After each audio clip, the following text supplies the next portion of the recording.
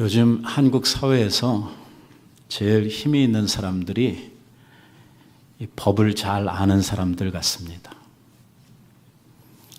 요즘에 검사 대통령이 된 후로부터 이젠 무슨 일만 있으면 법대로 하라고 하는 이러한 이야기들이 서로 간에 많이 오가게 되고, 결국 일반인들은 법에 대해서 잘 알지를 못하기 때문에 이 법에 대해서 잘 아는 사람들이 힘을 가지게 되고, 더 나아가서 법이라고 하는 것이 상황 따라서 코에다 걸면 코걸이가 되고 귀에다 걸면 귀걸이가 되는 이러한 경향이 있다 보니까 이 법을 가진 사람들이 아주 큰 권력들을 가지고 자기의 힘들을 쓰는 것 같은 생각이 듭니다.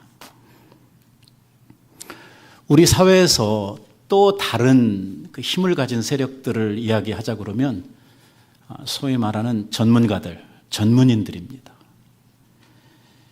어떤 전문적인 지식을 가지고 있는 사람들은요, 우리가 그 분야에 대해서 잘 알지를 못하기 때문에 그분들이 뭐라고 이야기를 하면 우리는 그냥 수긍하고 인정할 수밖에 없습니다. 잘 알아듣지도 못하는 말로 이건 이렇고 저건 저렇고 이렇습니다. 그러면은 그 다음에 우리는 뭐라고 그래야 됩니까? 그렇습니까? 하고서 이제 그냥 그대로 인정하는 것 이외에는 딸리 할 만한 게 없습니다. 반박 하나도 제대로 못하고 어쩔 때는 잘 못 알아들었기 때문에 질문도 하지 못하는 이러한 경우가 많습니다. 예수님 당시에는요, 율법사라고 하는 사람들이 있었습니다. 전문인들입니다. 이 사람들이 유대인들이 지켜야 될 계명, 율법을 613가지를 만들어 가지고요, 당시 이스라엘 백성들에게 그것을 교육하고 그걸 주입시키고 그리고 그대로 살도록 강요했던 이러한 사람들이 이 율법사라고 하는 사람들입니다. 그저 그 정도 이렇게 교육하고 사람들을 선도하는 이 정도에서 끝난 게 아니고, 이 사람들은요, 만약에 유대인들이 자기네들이 가르치고 자기네들이 이야기했던 계명들을 사람들이 지키지 않을 때에 그 유대인들을 처벌하고 유대인들에게 상당한 이러한 압력을 가하는 이러한 집단들이었습니다. 사실 어떤 법을 만들어서 그 법을 사람들로 하여금 지키게 하려고 그러면요, 처음에는 계몽기간이라고 하는 것이 있지 않습니까? 왜? 없던 법이 처음에 생기고 나면 사람들이 이 법에 익숙하지를 않으니까 이 법을 처음부터 또박또박 잘 지키지 않거든요. 어떤 법들은 오래됐는데도 불구하고 잘 안 지키는 그러한 법들이 있습니다. 그러니까 이러한 법들이 잘 안 지켜지게 될 때에 이 법을 지키게 하기 위해서 쓰는 방법이 뭐냐면, 법에는요, 처벌 조항이 있습니다. 이 법을 안 지키면 거기에 상응하는 이러한 벌을 주는 것이죠. 벌금을 준다든지 아니면은 금고나 체형을 가한다든지 해가지고 이것을 안 지켰을 때에 사람들이 그만한 대가를 지불하도록 만들게 되면 그 다음부터는 이제 어쩔 수 없이 그 법을 지킬 수밖에 없는 이러한 자리에 가게 되죠. 이 운전 습관이라고 하는 것이 참 이게 쉽게 바뀌지 않는 것 같습니다. 어떤 분들은 보면은 스탑 사인이 있는데 스탑 사인 전에 서야 된다고 법규는 우리에게 정하고 있는데 스탑 사인이 엄청 많은 데다가 이 스탑 사인이 집 앞에 이런 데 자기가 자주 다니는 이러한 길 앞에 있는 스탑 사인은 많은 분들이 안 쓰고 그냥 조금 속도 이렇게 줄여서 가다가 그냥 훅훅 지나가는 이러한 경향들이 많습니다. 여러분들도 그러죠? 그런데 이렇게 하다가 몰래 숨어 있었던 경찰한테 스탑 사인 안 섰다고 딱 걸려가지고선 티켓 먹고 몇백 불 딱 벌금 내고 나면 그 다음부터는요, 거기만 가면 다른 스탑 사인은 모르지만 거기만 가면 이거 좌우를 살피면서 또 경찰이 나 보고 있지 않나 하는 그런 생각을 가지고 스탑 사인을 이제 지킬 수밖에 없도록 그렇게 되는 것이죠. 유대 사회는 특별한 사회 아닙니까? 유대 사회는 나라 자체가 하나님이 다스리는 나라고 그 나라가 신정국가로서 있었기 때문에 하나님이 주신 하나님의 말씀, 그러니까 하나님의 법, 소위 율법이라고 하는 것에 의해서 나라가 통치되는, 나라가 다스려지는 이러한 사회였다는 것입니다. 그러니까 율법은 그들의 삶에 있어서 우리가 지금 일상에서 만나는 여러 가지 법들과 똑같은 효력을 가지고 있는 것이죠. 국법입니다. 국법, 율법은. 그리고 이 율법사들은 바로 그 국법을 시행하고 국법을 가지고 사람들을 막 처벌하고 하는 이러한 일을 했던 사람들이니까 권세가 상당히 높았을 것이라고 하는 것은 우리가 충분히 짐작을 하고도 남음이 있는 것이죠. 이 사람들은 자기네들이 가르치는 이 율법들을 가지고 백성들이 잘 따라오기를 바랬고요. 그리고 그 율법들을 가지고 자기네들의 권력, 자기네들의 어떤 힘을 과시하면서 살았던 것입니다. 오늘 우리가 읽었던 말씀에 보니까 초장에 아주 재미있는 이야기가 나옵니다. 예수께서 사두개인들로 대답할 수 없게 하셨다 함을 듣고 라고 하는 말씀으로 시작을 합니다. 우리가 지난 주일에 사두개인의 질문이라고 하는 제목을 가지고 말씀을 나누었지요. 얘네들 뭐 질문했었죠? 부활이 없다 하는 사두개인 이렇게 전제를 하고 시작을 했고, 한 여자가 있었는데 7 형제를 가진 남자가 있어서 큰 형하고 결혼을 했다가 둘째 죽고 셋째 죽고 이래가지고 마지막까지 죽고 그 다음에 누구 부인이 되겠습니까? 이런 질문했던 거 우리 같이 했잖아요. 예수님께서 이러한 사두개인들의 질문에 대해서 명확하게 그 답을 이야기를 해주시니까 아무 말도 못하고 사두개인들이 다 도망가 버렸거든요. 이 소식을 누가 들었다? 바리새인들이 이제 들었다 이것입니다. 그러니까 바리새인들이 사두개인들이 그래도 이 유대 사회에서는 굉장히 특권층이라고 제가 말씀을 드리지 않았습니까? 이 사람들 권력층이거든요. 얘네들이 예수님한테 아주 말 한마디 제대로 못 해보고 쫓겨났다 하는 소리를 들으니까 이 바리새인들이 그 마음속에서 벌떡 우리가 가서 예수님을 좀 코를 납작하게 해줘야 되겠다 하는 생각을 이제 하게 된 것이죠. 그래서 예수님을 찾아와가지고 이제 질문을 하는 겁니다. 한 율법사가 예수님께 나와가지고 질문을 하는데 뭐라고 질문을 하냐면 계명이 많이 있는데 그 많은 계명 중에서 어떤 계명이 큰 계명입니까? 라고 하는 이러한 질문을 했다고 하는 것입니다. 자, 여기서 우리가 하나 알고 지나가야 되는 것이 있습니다.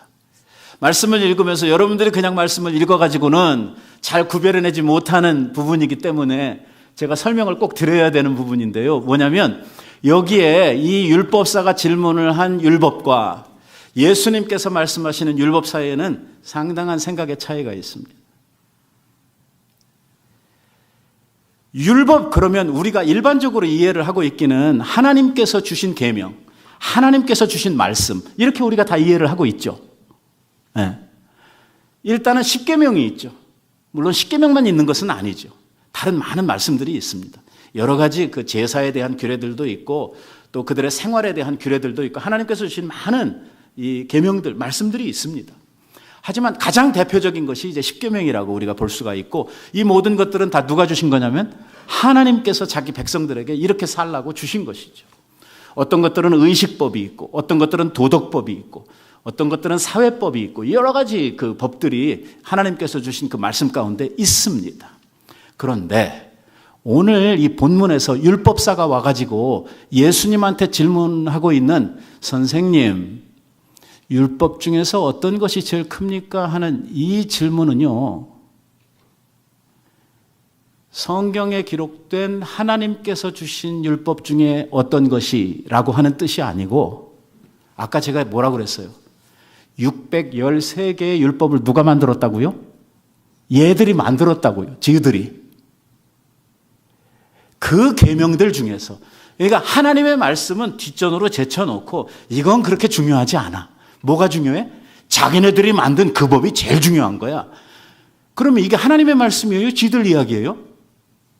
저희들 이야기인데 하나님의 말씀보다 저희들이 만든 법을 훨씬 더 중요하게 생각을 하고 이걸 가르치고 이거 안 하면 막 백성들을 막 벌 주고 하는 이러한 일을 했단 말이에요. 그러니까 사람들이요, 벌 많이 안 주는 거는 굳이 해야 될 필요가 없거든요.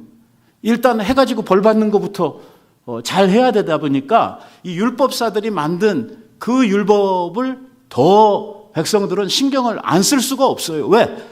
당장 자기네들에게 불이익이 돌아오니까. 그러니까 그 계명들을 가지고 율법사가 질문을 하고 있는 거예요.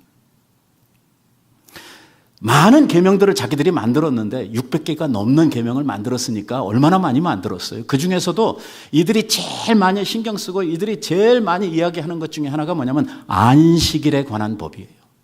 안식일을 어떻게 지킬 것이냐. 하나님께서 말씀도 안 한 걸 저희들이 막 다 만들어가지고 백성들에게 이것을 가르치고 강요하고 막 이런 일을 했단 말이에요. 그래서 예수님 당시에 성경에 보면 무슨 표현이 나오냐면 안식일의 하루길이라고 하는 말이 나와요. 안식일의 하루길. 이게 무슨 뜻이냐면 안식일 날은 몇 발짝까지만 걸어야 돼. 몇 발짝 이상 걸으면 뭐예요? 그건 일하는 거야. 왜냐면 하나님 안식일 날 하나님 앞에 가서 예배 드려야 되니까 뭐 회당을 찾아가든지 성전을 찾아가든지 가야 될 거 아니에요. 가야 되는데 그 가야 되는 거리가 있단 말이에요. 발걸음으로 걸어가지고 몇 발짝 이상 걸으면 너는 그거 안식일을 범한 거야. 너는 그거 일하는 거야. 이렇게 가지고 처벌을 했단 말이에요. 여러분 안식일에 대한 계명, 저 4계명에 보면 그런 거 있어요, 없어요? 있어요, 없어요? 몰라요? 네, 없어요, 그런 거. 누가 만들었어요? 저희들이 만들었어요. 그리고 성경 4계명에서 안식일을 지키라고 하는 하나님의 그 원래의 안식일에 대한 이 계명의 정신보다 뭘 더 강조해요? 너 몇 발짝 걸었는지 이거를 더 강조한다. 여기서 한 발짝만 더 걸어가면 그건 뭐 바로 문제가 되도록 이렇게 만들었다는 것이죠. 놀라운 사실은 지금도요. 유대인들은 회당 가까이에 자기 집을 삽니다. 차를 못 타고 가요. 안식일에. 걸어가야 돼요. 안식일에 하루길이 있어요. 그래서 회당으로부터 딱 걸어가지고 이 발자국 안에 들어오도록 집을 사고 거기를 중심으로 해서 지금도 생활을 하고 있는 거예요. 물론 이 오르토독스 유대인들이 그러고 요즘 신병들, 좀 날라리 유대인들은 그런 거 별로 안 지키죠.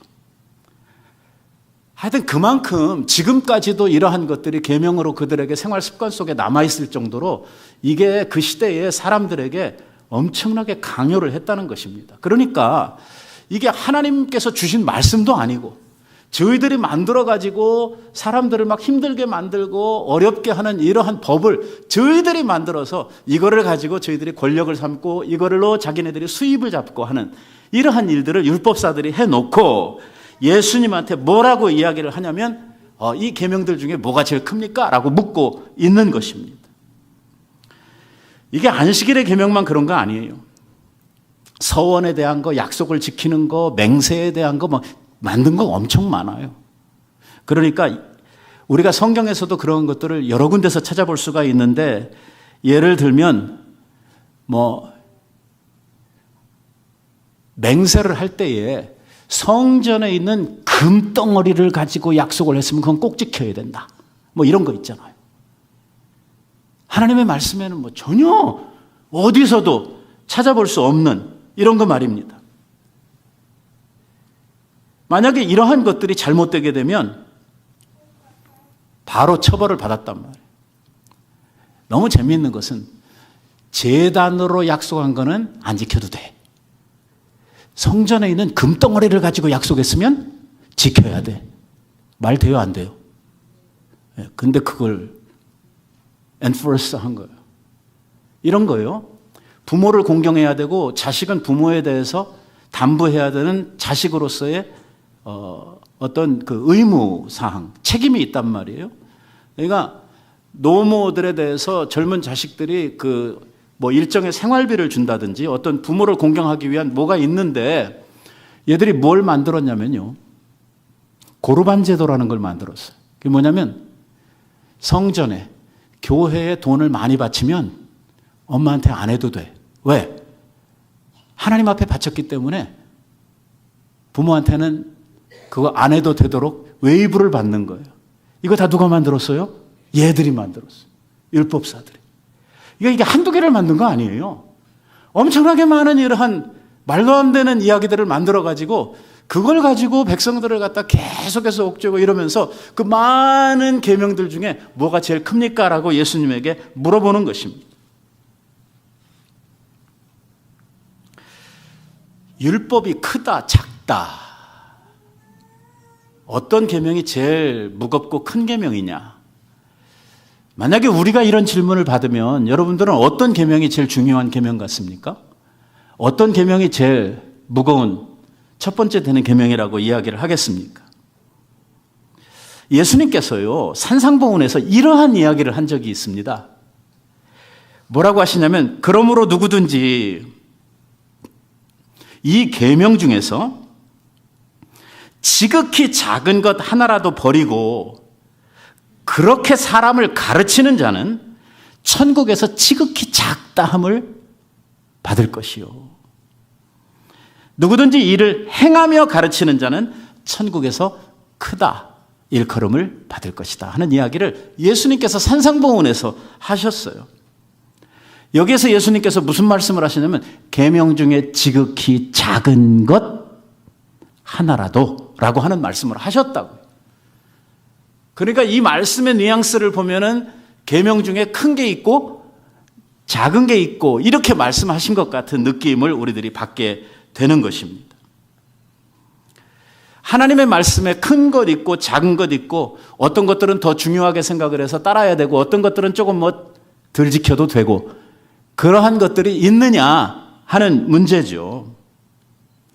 예수님께서 이 말씀을 하신 것은 계명 자체를 놓고 순위를 따져서 뭐 이거는 첫 번째로 중요하고 이거는 두 번째로 중요하고 이렇게 해서 1, 2, 3, 4 이렇게 순차를 매기기 위해서 이 이야기를 한 이야기가 아니라 하나님의 말씀이라고 하면은 너희들이 지금 생각하고 너희들이 가르치고 있는 너희들의 시스템 안에서 생각을 할 때에 지극히 작다고 생각하는 그것 하나도 버리면 안 된다. 하나님이 주신 말씀이라고 하면 절대로 버릴 수 없는 것이고 하나님의 말씀은 1.1획도 버릴 수도 없고 이 말씀들은 다 성취되어야 할 말씀이기 때문에 너희는 하나님의 말씀을 소홀히 하면 안 된다.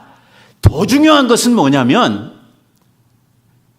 입으로만 하지 말라는 거예요. 가르치기만 하고 이거 누구한테 하는 이야기예요? 저 율법사들한테 하는 이야기. 산상보훈에서 율법사들을 직접 대놓고 공격은 안 했지만 결국 염두에 두고 예수님께서 말씀하시는 게 누구냐면 백성들의 선생인 바로 그 율법사들을 두고 지금 이 이야기를 하고 있는 거예요. 그들이 크다 작다 1번 2번 이래가지고선 가르치고 있는 지금 저 질문을 하고 있는 그 내용의 핵심 사안인 이 문제를 지금 이야기를 하고 있는 거거든요. 예수님께서 너희들이 그렇게 소홀히 생각하는 말씀이라도 하나님의 말씀이라고 하면 하나도 우리가 소홀히 해서는 안 될 뿐만 아니라 너희들은 지키지도 않으면서 남들에게만 지키라고 자꾸 그러는데 여기서 예수님께서 말씀하시는 것은 뭐냐면 가르치기만 하고 지키지 않는 너희는 천국에서 아주 작다고 일컬음을 받을 것이요. 가르치는 대로 지키며 사는 그 사람이 하나님의 나라에서 크다고 일컬음을 받을 것이다 라고 이야기를 한 거죠.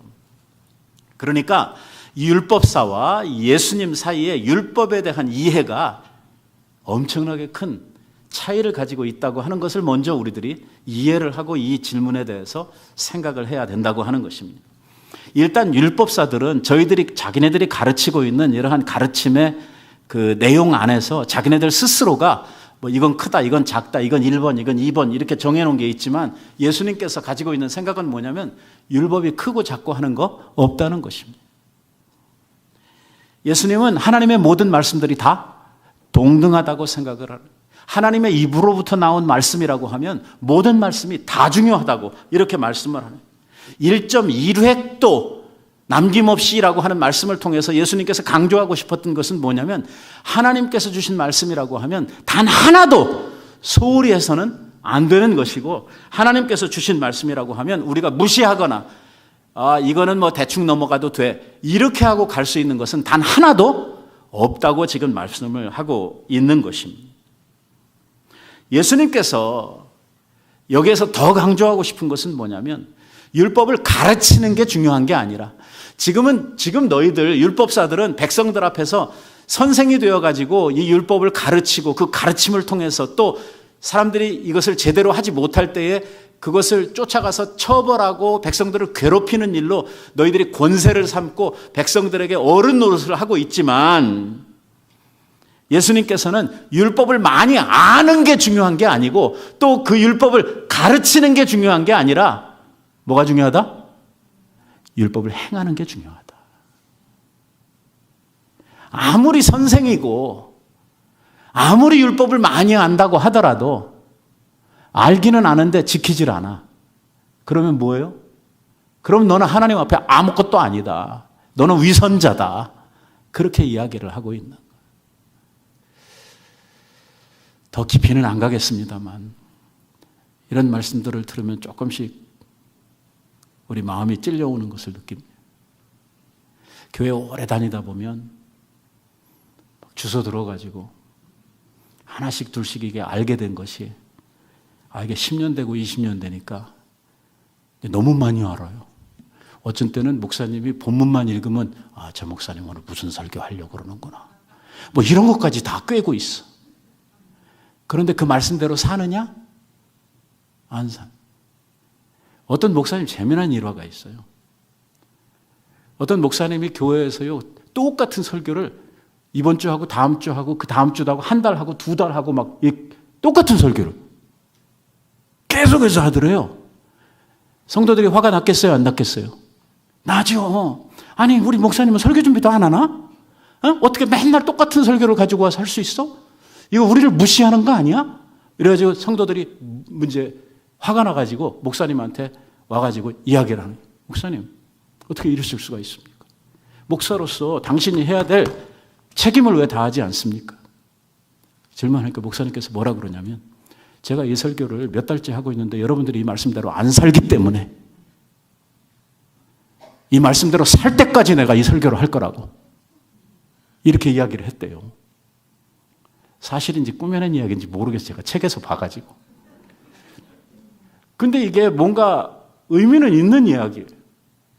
말씀을 듣기는 죽어라고 듣는데 가서 실제로 사느냐?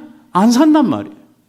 우리가 알고 있는 말씀, 우리가 들은 말씀들 중에 내가 가서 그 말씀대로 살지 않는 것들이 여러분 사는 게 더 많습니까? 못 사는 게 더 많습니까?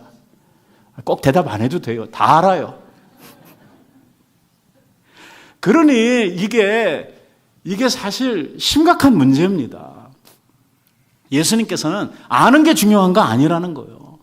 하물면은 뭐라고 이야기를 하냐면 하나님이 한 분이시고 예수 그리스도 중보자가 한 분이신 거 네가 아느냐? 이거 누구도 안다? 이거 마귀도 안다. 마귀도 안다. 이러고 나면 아는 것이 정말 좀 부끄러운 이러한 상태죠. 아는데 그대로 못 산다. 이게 상당히 심각한 것입니다. 차라리 모르고 안 하면 하나님 앞에 할 말이라도 있죠. 몰랐어요. 이렇게. 그런데 알고도 하지 아니하면 이게 도대체 뭐라고 변명을 해야 될지 이 말씀에 대해서 가지는 우리의 책임은 어떻게 우리가 감당을 해야 되는지 알 수가 없는 것이죠. 예수님께서 하시는 말씀이 그거예요. 너희 율법사들 다른 백성들보다 너희들이 하나님의 말씀을 더 많이 한다고 생각을 하고 백성들을 가르치고 뭐 어른 노릇하고 이렇게 하는데 그러면서 너희들은 실제로 백성들만큼도 실천하지 못하고 행하지 못하는 이거 말도 안 되는 일이라고 이야기를 하고 있는 것이죠. 그래서 예수님께서 이런 말씀을 하신 거예요. 내가 너희에게 이르노니 너희의 의가 서기관들이나 바리새인들보다 낫지 못하면 결코 천국에 들어가지 못하리라는 것입니다. 이 말씀을 잘못 해석하면 어떻게 받아들여지게 되냐면 여러분 바리새인들 어떻게 살았어요? 야, 그 사람들 진짜 무지막지하게 노력을 하면서 살았잖아요. 일주일에 2번씩 금식하고 또 11조를 넘어서 조미료에 11조까지 다 구분을 해가지고 막 드리고 경건 생활에 있어서는 하루에 5번씩 기도하고 뭐 얼마나 이 사람들 철저하게 살았습니까? 그런데 우리들한테 너희들의 의가 바리새인들만큼도 안 된다고 그러면 너희들은 천국 못 가. 이렇게 말씀하시면 우리가 갈 천국이 있을까? 그런 생각 안 납니까? 우리가 바리새인들보다 더 열심히 잘하고 있나요? 그런 것 같지는 않죠. 그러면 나는 어디 가나? 이제 이런 의문이 들 말씀을 예수님께서 하셨단 말이에요. 예수님께서 이야기하려고 하는 것은 사람이 자기 노력을 통해서 자기의 행위를 통해서 만들어내는 의로는 천국에 갈 수 있습니까? 없습니까? 없습니다. 아무도. 10,000가지의 율법이 있는데 그중에 9,999개를 잘 지켰다가도 하나가 틀어지게 되면 어떻게 돼요? 그 사람은 의가 아니고 죄인이 되어가지고 그 죄값으로 사망에 빠질 수밖에 없기 때문에 우리의 노력과 우리의 행동을 통해서는 의를 가지고 천국에 갈 사람은 한 사람도 없죠. 그래서 우리에게 필요한 것은 뭐냐면 예수 그리스도를 통해서 우리에게 주시는 칭의라고 하는 말은 예수님의 의를 우리들에게 전가시켜 주시고 하나님께서 예수 그리스도의 의를 보시고 우리들을 의롭다 칭해 주시는, 의롭다 선언하시는 이 칭의가 우리에게 있어서 천국 가는 것이지 오늘 실제로 우리들이 의로워서 천국을 가는 것은 아닙니다. 문제는 왜 이 말씀을 예수님께서 그럼 하셨느냐 하는 건데요. 당시의 사람들은요, 다 누구처럼 되고 싶어 했냐면 바리새인이나 서기관처럼 되고 싶어 했어요. 왜? 그 예수님 당시의 바리새인들, 예수님 당시의 서기관들은요, 특권층이거든요. 그 백성들의 지도자들이거든요. 이 이스라엘이라고 하는 사회가 이 신앙의 공동체 아닙니까? 그런데 그들 안에서 아주 특권층으로 있었던 사람들이 바로 바리새인들과 서기관들이었기 때문에 사람들이 다 존경해주고 사람들이 다 인정해주고 이런 사람들이니까 자기네들도 그렇게 되고 싶은 마음이 백성들의 마음속에 항상 있었거든요. 그래서 예수님께서 백성들을 향해서 이 이야기를 하고 있는 거예요. 하나님의 나라는 그런 것이 아니라는 것입니다. 하나님의 나라는 바리새인들이나 서기관들이 쫓아가고 있는, 그 사람들이 생각하고 있는 그런 나라가 아니라고 예수님께서 알려주시고 있는 것입니다. 지금 백성들의 생각에는요, 바리새인들이나 서기관들이 하고 있는 그 행위들, 그들이 하고 있는 소위 신앙생활, 이게 자기네들로서는 쫓아갈 수도 없을 만큼 철저하고 너무나 완벽한 이러한 신앙생활을 하고 있는 것 같아서 자기네들도 그렇게 되고 싶고 자기네들도 그만큼 할 수 있으면 얼마나 좋을까라고 생각을 하고 있지만 예수님께서는 뭐라고 이야기를 하냐면 그거 아무것도 아니라는 거예요. 아니 그게 아무것도 아니면 나는 그럼 어떡하라고? 그러니까 내가 뭐를 해서 하는 게 아니라고 하는 것을 강조하시려고 하시는 것입니다. 오늘 예수님께서 말씀하시려고 하는 천국, 하나님의 나라는요, 바리새인들이나 이 서기관들이 추구하고 가르치고 그들이 생각하는 하나님의 나라하고는 완전히 딴 나라예요. 바리새인이나 서기관은 자기네들이 열심히 노력하고 말씀 지키고 정말 하나라도 어그리지 않아가지고선 그 안에 들어가기를 원하는 이러한 자기의 행동을 통해서 뭔가 이루고자 하는 이러한 것을 그들이 원했지만 예수님께서 그들에게 이야기하시려고 하는 그 나라는 이렇게 자기가 행동을 통해서 노력을 통해서 이루어서 가는 나라가 아니라고 이야기를 하는 것입니다. 도리어 예수님께서는 뭐라고 이야기를 하시냐면 우리 하나님의 백성들이 그리고 주님을 쫓아가는 우리 주의 제자들이 쫓아가야 될 참 계명, 진짜 율법, 그러니까 지금까지 이야기했던 그 율법사들이 가르쳤던 그 율법 말고 진짜 우리가 지켜야 될 율법, 진짜 우리들이 쫓아가야 될 계명이 있다고 하는 사실을 우리들에게 이야기하려고 하는 거예요. 완전히 수준이 걔네들하고 확 달라지는 이러한 새 계명이 우리들에게 있다고 이야기를 하는 것입니다. 그러니까 이렇게 이야기를 하십니다. 살인하지 말아라, 도적질하지 말아라, 뭐 거짓말하지 말아라. 이런 거 잘 지키면 저 사람 대단하다. 어떻게 저렇게 힘든 걸 다 잘 지킬 수 있을까? 너희들 지금 그렇게 생각하고 있지? 아니라는 거예요. 그거는요, 하나님께서 하나님의 백성들이 살아야 될 최소한의 도덕법을 주신 거라. 그러니까 쉽게 말하면 나 살인 안 했으니까 잘했지요. 나 도적질 안 했으니까 나 상 받아야 되겠지요. 너무 잘했지요. 예수님께서는 뭐라 그러냐면 아이고 야 그건 뭐예요? 그거는 하나님의 백성이라고 그러면 최소한 지키고 가야 될 우리의 삶의 시작이라는 거예요. 시작. 그거 했다고 우리가 뭔가 막 자랑해야 될 만큼 업적을 이룬 것처럼 이렇게 생각을 해서는 곤란하다는 거예요. 오늘 예수님께서 말씀하시려고 하는 거는 그거를 우리가 한 계명 따져가지고 막 걔들이 가르쳤던 거 600개가 넘는 것들을 다 지키기 위해서 이거 아니라는 거예요. 내가 너희에게 주는 새 계명, 내가 너희에게 주는 참 율법을 너희들이 이해하고 나면 지금까지 어려워 보였고 지금까지 너희들이 힘들다고 생각했던 그 율법들이 한 방에 이루어지는 게 있다는 거예요. 그게 뭐냐? 사랑하라는 거예요. 막 도적질하는 이거 안 하고 저거 안 하고 막 이것도 하지 말아야 되고 저것도 하지 말아야 되고 안 하고 돌아보면 모든 것들이 다 하지 말아야 되는 것들로 막 자기를 옥죄는 이런 데서 살지 말고 하지 말라는 걸로 내 인생의 목표를 삼지 말고 하라는 거예요. 사랑하라는 거예요. 사랑하라. 예수님께서 뭐라고 이야기를 하시냐면요. 예수께서 가라사대 내 마음을 다하고 목숨을 다하고 뜻을 다하여 주 너의 하나님을 사랑하라 하셨으니 이것이 첫 번째 되는 계명이요. 자, 결국엔 끝에 가면 하나가 될 거예요. 하지만 이제 첫째 해놓고서 뭐라고 그러냐면 하나님 사랑 이렇게 이야기를 했어요. 우리 다 아니까 두 번째는 뭐예요? 이웃 사랑. 그러니까 이 두 개를 합치면 뭐예요? 사랑하라는 거죠. 하나님도 사랑하고 이웃도 사랑하고 사랑하라는 거예요. 주님께서 우리들에게 주시려고 하는 계명의 핵심, 우리 주님께서 우리들에게 말씀하시는 하나의 계명은 뭐냐면 사랑하라는 거예요. 사랑하면 된다는 거예요. 오늘 여기에 보면 내 마음을 다하고 목숨을 다하고 뜻을 다해서 주 너의 하나님을 사랑해라 이렇게 이야기를 합니다.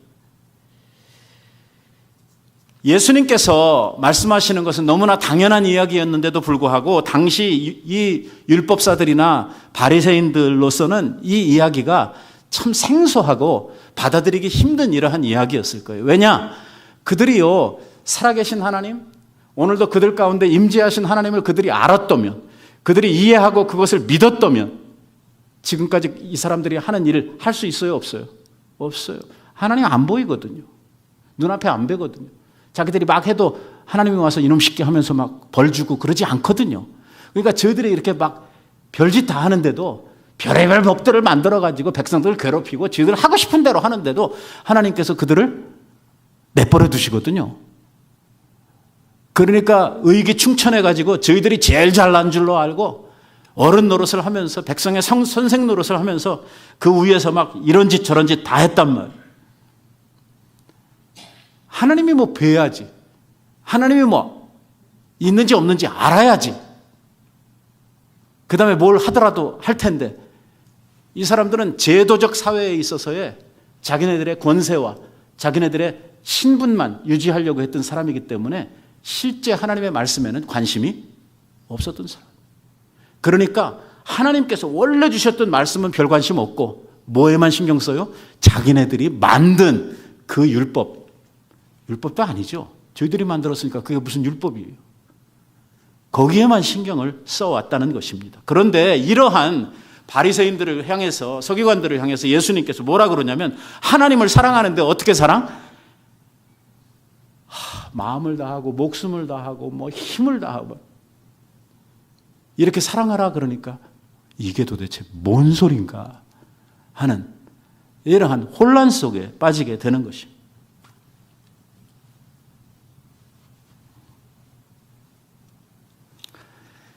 우리가 타락한 이후로 우리 속에 죄로 말미암아 오염된, 우리 속에 잘못된 마음이 하나님을 온전히 사랑할 수 없는 이러한 상태로 우리들이 전락되어 있습니다만, 과거에 하나님께서 처음 사람을 만들어 주셨을 때는 하나님이 가지셨던 하나님의 속성을 따라서 사람을 지으셨거든요.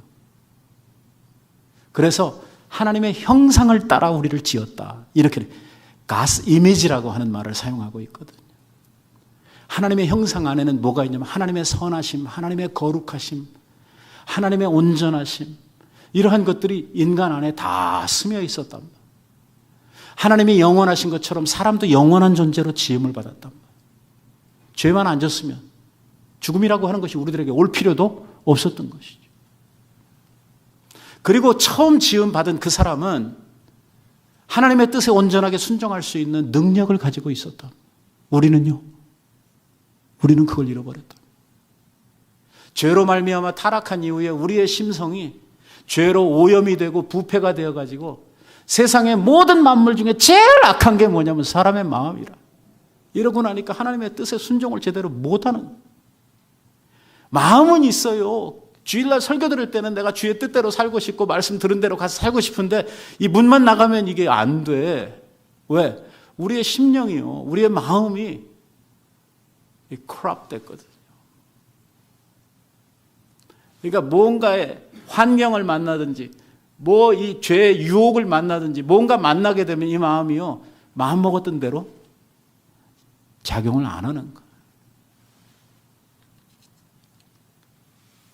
그러나 그 중에서도 이러한 이 타락하고 오염된 이 부패한 마음을 가지고 있는 인간들 중에서도요, 가끔씩 특별하게 이러한 하나님 사랑을 보여주는 사람들이 성경에 가끔씩 나타납니다. 우리가 다 그렇게 될 수는 없지만 우리들이 살면서 신앙생활을 하면서 우리들의 본보기로, 우리들의 모델로 이렇게 바라보고 쫓아갈 수 있는 이러한 사람들을 하나님께서 우리들에게 보여주셨어요. 그런 사람들이 가끔씩 나와요. 그 중에 하나가 누구냐면 다니엘의 세 친구인 사드락과 메삭과 아벳느고예요. 여러분, 저 청년들에 대한 이야기는 너무나 잘 아시죠? 그 왕이 자기 신상을 만들어 놓고 모든 관료들과 백성들로 와서 절하라고 했잖아요. 그때 하나님을 섬기는 이 세 친구가 왕이 만든 그 우상 앞에는 내가 절할 수 없습니다. 우리는 하나님 섬기는 사람들입니다. 우리는 죽어도 못합니다. 이제 이렇게 된 거 아니에요. 그러니까 왕이 저 친구들이 아주 쓸만한 친구들이고 아끼는 사람들이었기 때문에 그냥 죽일 수 없으니까 불을 막 7배나 더 크게 해가지고 위협을 하면서 너 지금이라도 너희들이 회개하고 와서 절을 하면 살려주겠다, 이렇게 하면서 회유를 하죠. 그럼에도 불구하고 저 친구들이 어떻게 했다고요? 우리는 불에 들어가서 죽을지언정 당신의 신상 앞에는 절할 수 없습니다 라고 이야기를 해가지고 결국 저 친구들이 어디에 들어갔냐면 그 풀무불 속에 들어갔다 하는 이야기를 우리가 성경에서 보았습니다. 마음을 다하고 목숨을 다하고 뜻을 다하여 하나님을 사랑한다는 게 바로 저 친구들 이야기입니다. 저 친구들이 우리가 하나님을 어떻게 사랑해야 되는지 하나의 모델처럼 우리들을 보여주고, 결국 다니엘도 같은 사람이에요. 왕 이외에 다른 사람에게 기도하거나 뭔가 구하는 사람이 있으면 30일 이내에 그 사람은 사자굴에 집어넣읍시다. 그런데 다니엘이 어떻게 했다고요?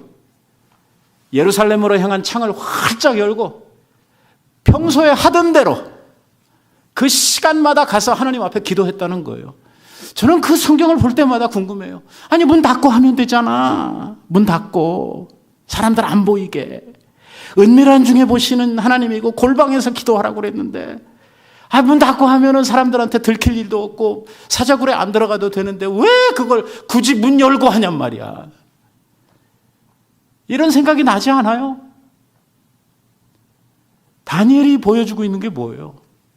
죽을지언정이 목숨을 다하고 이거 보여주는 거.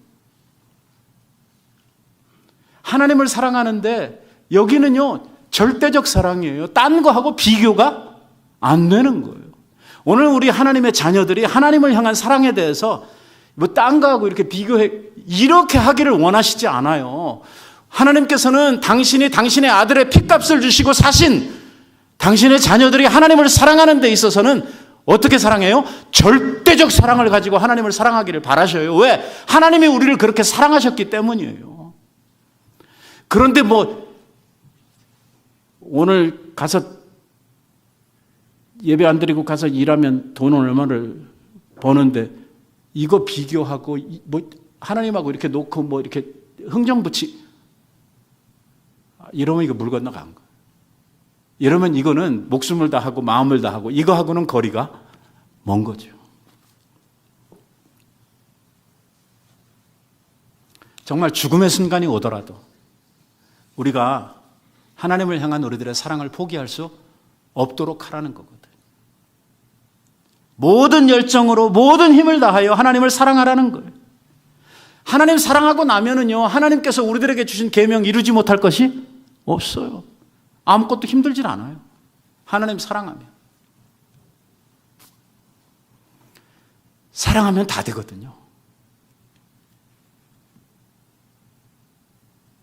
사랑하는 사람을 위해서는 뭐든지 해주고 싶잖아요. 뭐 하늘에서 별도 따다 주고 싶다는데. 사랑이 식으면요. 별 좋아하네.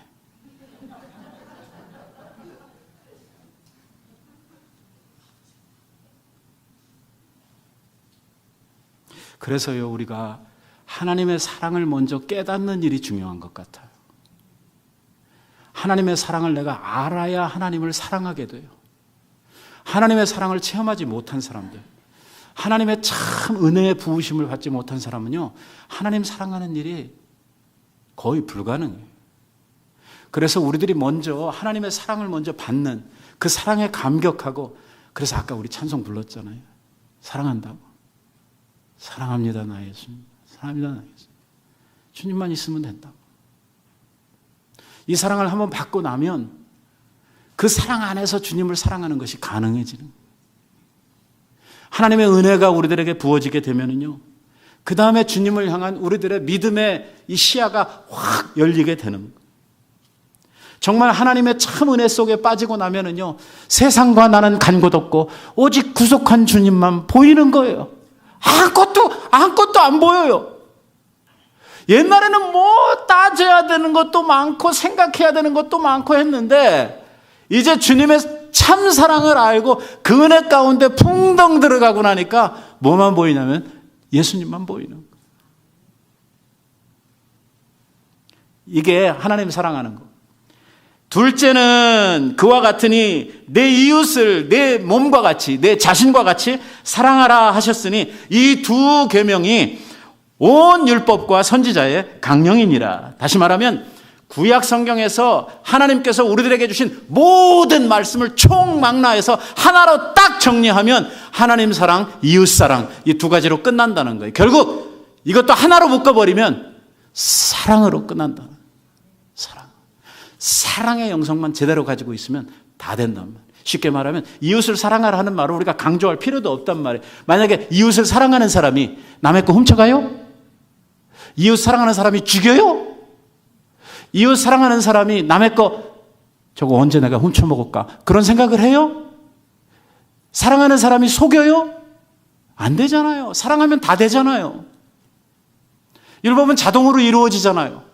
내가 뭐 이걸 지켜야지 노력을 해서 지켜지는 게 아니라 사랑하고 나면 그런 건 생각도 안 하잖아요. 그 반대쪽에서 우리들이 사랑을 표현하기 위해서 우리들이 노력을 하도록 되어 있는 거 아니겠습니까?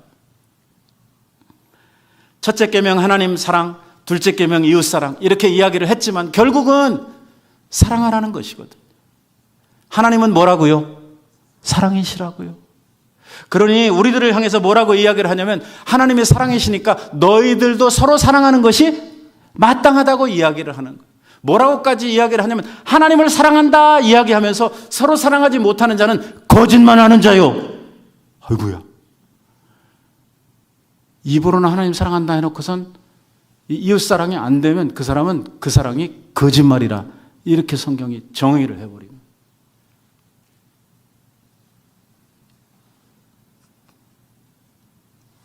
왜 그러느냐? 하나님 사랑하는 거예요. 결국은 하나님 사랑을 하는데요 이렇게 되는 겁니다. 하나님이요 나만 사랑하시냐면 아니거든요. 하나님이 옆에 계신 우리 집사님도 사랑하거든요. 앞에 계신 권사님도 사랑하고. 하나님이요 나한테도 은혜를 주시기 원하시고 나한테 좋은 거 주시기를 원하는 것처럼 다른 분들한테도 다 주시기를 원하시는데 문제는 이것입니다. 하나님이요 우리들한테 뭔가를 주실 때 하나님이 직접 오셔서 주시는 게 아니에요. 하나님께서 누구를 통해서 주시냐면 당신의 자녀들, 환경들, 또 여러 가지 하나님께서 역사하시는 당신의 사자들을 통해서 주님께서 일하시고 주셔요. 그러니까 옆에 계신 집사님한테 뭔가를 주고 싶은데요. 오늘 나를 통해서 주시는 거예요. 나는 뭐가 되는 거냐면 하나님의 손이 되어서 가서 주는 거예요. 하나님의 발이 되고 하나님의 눈이 되고 하나님의 사랑을 나를 통해서 우리의 이웃들에게 흘러가게 하시고 이 사랑이 다른 사람들에게 나타나게 하시는 것이 하나님의 방법이에요. 이웃사랑은 뭐에 기초를 하냐면 하나님 사랑에 기초를 하는 거예요.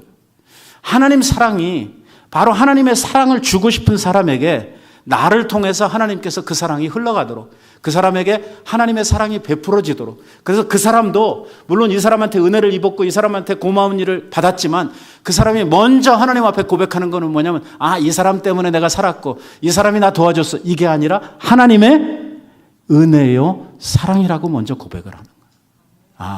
하나님이 이분을 통해서 나를 도우시고 하나님이 이 사람을 통해서 나를 살리셨다 하는 바로 그 고백을 듣고 싶으신 거예요. 하나님께서는 바로 이러한 사랑을 통해서 우리의 믿음을 시험해 보고 싶으신 거예요.